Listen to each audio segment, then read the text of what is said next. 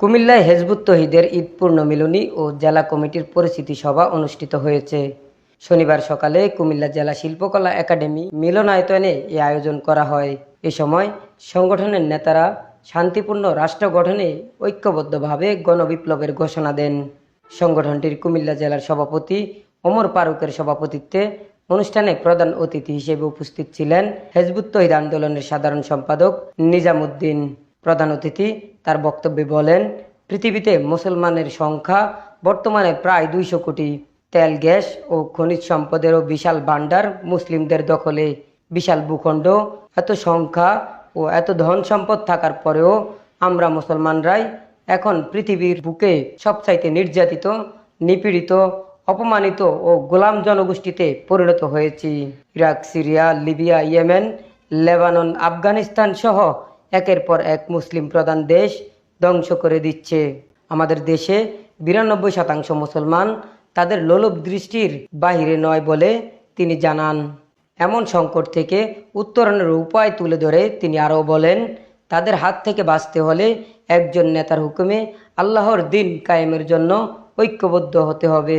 রাসূল সাল্লাল্লাহু আলাইহি সাল্লাম যেভাবে মদিনার মাটিকে রক্ষা করেছিলেন, সেভাবে বাংলার মাটিকে রক্ষা করতে হবে।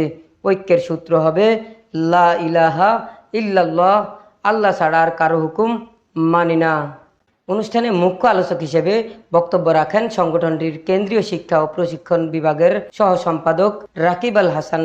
বক্তব্যের শুরুতে তিনি রাসূল সাল্লাল্লাহু আলাইহি সাল্লামের জীবনী ও ইসলাম বিকৃতির ইতিহাস তুলে ধরে তিনি বলেন, আমরা ইবলিশের হাতে রাষ্ট্রীয় জীবন তুলে দিয়ে ব্যক্তি জীবনে ইসলাম পালন করছি, কিন্তু ইসলাম নিজেই একটা পরিপূর্ণ জীবন ব্যবস্থা।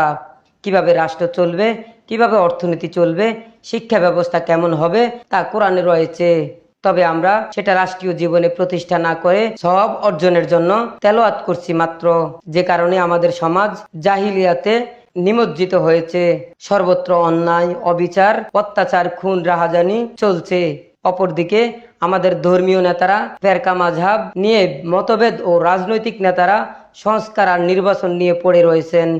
তবে বাস্তবতা হচ্ছে, আল্লাহর হুকুম প্রতিষ্ঠা ছাড়া কোনো সংস্কার বা নির্বাচন দিয়ে সমাজে শান্তি প্রতিষ্ঠা সম্ভব নয়। তিনি বর্তমান সরকারের উদ্দেশ্যে বলেন, আল্লাহর দেওয়া জীবন ব্যবস্থা ছাড়া মানব রচিত জীবন বিধান দিয়ে শান্তি আসবে না। হয় আপনারা আল্লাহর দিন কায়েম করে শান্তিপূর্ণভাবে রাষ্ট্র পরিচালনা করেন, আর যদি সেটা না করেন তবে অচিরেই আল্লাহর মোমেন বান্দারা ঐক্যবদ্ধ হয়ে এক গণবিপ্লব ঘটাবে। কুমিল্লা জেলার নারী সম্পাদক সেলিনা আক্তার ইতির সঞ্চালনায় উদ্বোধক হিসেবে উপস্থিত ছিলেন সংগঠনের যুগ্ম সাধারণ সম্পাদক মাহাবুর আলম।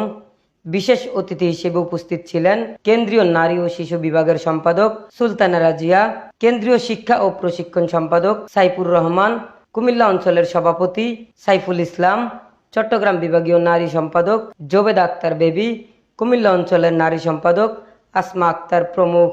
কুমিল্লা জেলা হেজবুত তৌহিদের আয়োজিত ঈদ পূর্ণমিলনী অনুষ্ঠানে সংগঠনটির কয়েক হাজার নেতাকর্মী উপস্থিত ছিলেন। বক্তব্য শেষে জেলা কমিটির সদস্যদের পরিচিতি সভা ও ফটো সেশনের মাধ্যমে অনুষ্ঠানের সমাপ্তি হয়। প্রত্যেকটা মানুষকে মানব জাতির ন্যায় সুবিধা শান্তির মতো আমরা রাখতে চাই, এই জন্য আমরা সংগ্রাম করে যাচ্ছি। এই জন্য কারো কাছে আমরা 1 টাকা চাই না, কারো কাছে আমরা নির্বাচনের জন্য ভোট চাই না, কারোর জন্য নেতৃত্বের জন্য আমরা চাই না, নিজের খেয়ে নিজের করে যাচ্ছি।